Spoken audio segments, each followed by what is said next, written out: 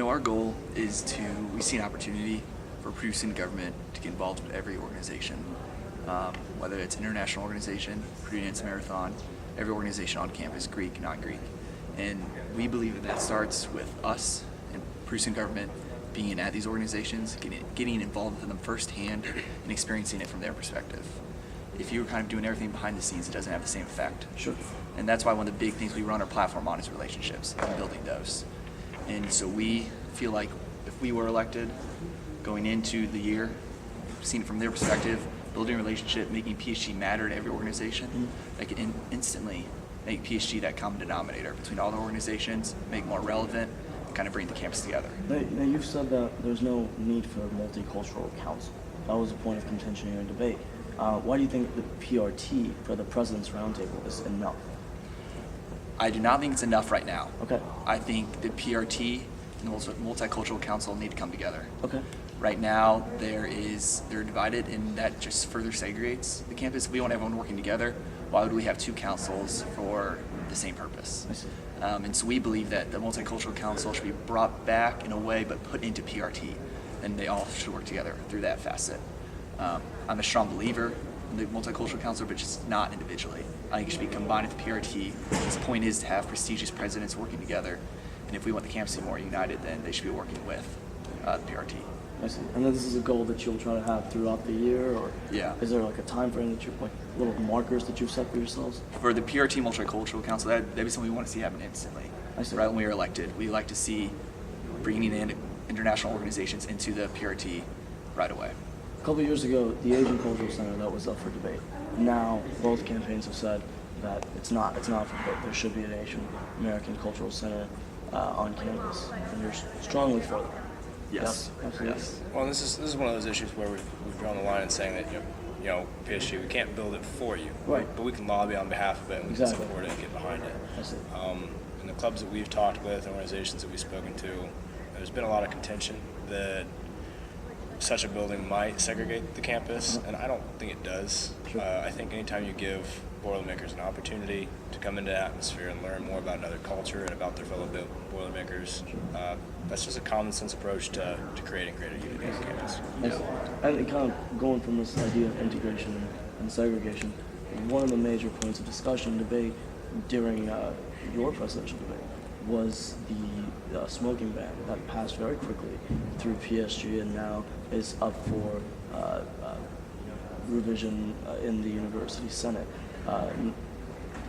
You said in your debate that you wanted more student input. What did you mean by that? And do you think that every student needs to have an input on every issue? That ban was a prime example of not all the students having an input and being misrepresented. And that is one of the things we love to see fixed in Purdue student government, and seeing when there's a big ban like that up for voting, do way more outreach, figure out what the students want, because we both believe that would not have passed if all the students were represented. And our goal, we are here to serve Purdue students. Every decision affects the entire campus. Right. And so we believe it is our duty to reach out to as many organizations, as many students, and figure out what they want. And I'm a big believer in the mentality that if it's not broke, don't go about fixing it. Sure. Yeah. I think the current system, or the previous system before the bill, was working just fine. I see. And back to that whole student input comment, this is an issue in which it is a cultural issue. And I think that the fact that it was passed comments to the fact that there is some kind of divide here at Purdue culturally. Is there any chance that if you do make it into office, you might try to revoke the ban? Absolutely. Yeah. Before and what, put it up for more student review? Yeah, I think it's absolutely something that can be reformed. Nothing's set in stone. And I think the first step would be to go reach out to students, figure out what they want. And I strongly believe in that process you'd find out that that is not a ban that students approve of. Do you think? If you look at the timeline of the bill, it's passed rather quite quickly too. Exactly. So, Yeah. Right, and getting the student participation, your student feedback. Do you have a certain medium which you want to utilize? Like, is it social media? Is it the student government website? Is there some sort of medium that you guys have discussed? It takes everything. It takes Okay. all types of mediums, but we would love to see more personal interaction I see. and talking to students. Obviously, we cannot talk to 30,000 students about every issue. And that's why I use all sources of media. but you'd be surprised how many students you can reach by going out there to an organization and just talking to them. Sure. Talk to me a little bit about this, about, you know, what your stance is on the student activity fee. It should be well aware to all of our audience members that 2 years ago, student activity fee was not even, it didn't even exist. Yeah. But now it's come to a point where it's just become this almost guaranteed thing that both sets of candidates have to talk about. But allocation is what is up for debate right now. Right. And one thing that you kind of touched on in your debate was the fall concert series. Talk to me a little bit about your views on that and why you have those views. Well, if you're going to spend $20,000 plus of the students' money and only hits 300 students, that's an awful use of money. Right. Anyone with a business background or really college background can tell you that. Sure. And that's just not fair to that students. So we have sat down with Anne Marie, the chair of that organization, and she has told us a lot about the good uses of the student activity fee. And we are believers that if it is used right and allocated right, and the students can see those allocations and feel the effects of it, every student, then it's good use. But right now there are circumstances where money is wasted. Is there some parts that you would like to see it be allocated to? Like maybe legal services or anything like that? I think I'd like to see more to organizations. I see. It's their money. It's when organizations have, the funds, they can do a lot more better for the campus. It's a lot more students. And we're big believers that your student dollar is sacred. Right. So keeping that in mind, the first step towards seeing that your dollar is spent efficiently is realizing what you want it spent on. Yeah. So, and I don't feel that in the past there has been enough of that outreach in asking students, hey, this is going on, this is your money, what do you want to spend on? And that may be in part on what you said, it's only been around for 2 years, but 2 years is 2 years. And if the fee is not used wisely, not used what students want, it shouldn't be around, because that's what it's there for. That's what the student wants. Yeah, absolutely. But you've had about a week, probably a little bit more than a week now. You've got 3 days left on this campaign trail. It seems from the outside looking in, the differences between two campaigns has been you focus a lot on follow-through, on being realistic, while the Haddix-McKinney campaign has preached on and on about being visionaries. But you need both of that for success. So how do you make up for a lack of, vision in your message? Well, if you want to see immediate change, immediate positive effect on the campus through PSG, that's going to happen with shoring up those resources that you can instantly change right away when you're elected.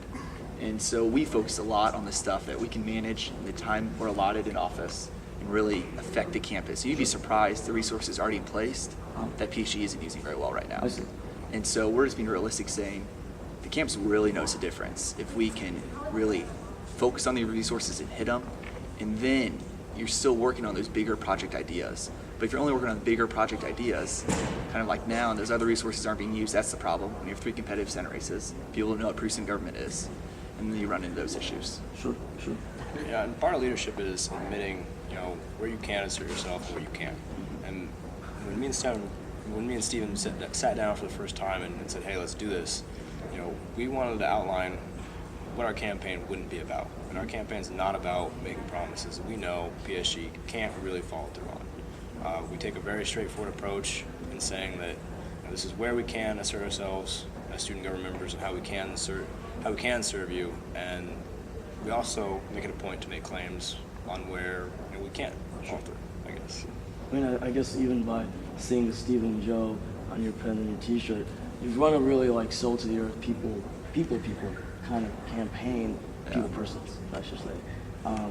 And that definitely has benefits, and your base has been absolutely very supportive of you guys. But on the other side, your opponents have, these bigger names supporting them. For example, ex-PSG President Joe Rust. Does that, first of all, intimidate you by any means? Well, I'll take this one.